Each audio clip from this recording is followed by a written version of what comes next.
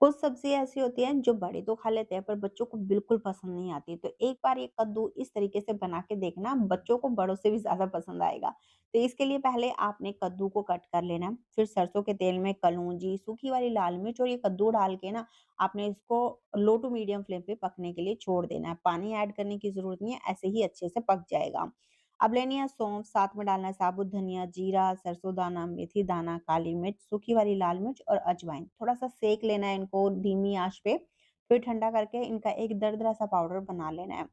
सब्ज़ी करीबन 80 से 90% इस बीच में अच्छे से कुक हो जाती है। उसके बाद इसमें आपने डालना है हल्दी का पाउडर, साथ में तैयार किया हुआ ये मसाला, टेस्ट के हिसाब से तीखी वाली लाल मिर्च, कश्मीरी मिर्च पाउडर और आमचूर पाउडर और अच्छे से मिक्स करके बस धीमी आँच पे 2-4 मिनट के लिए पका लेंगे। बस लास्ट में डाल देंगे बारीक चॉप करके धनिया पत्ती और तैयार होगी एकदम चटपटी सी ये अचारी कद्दू की सब्ज़ी।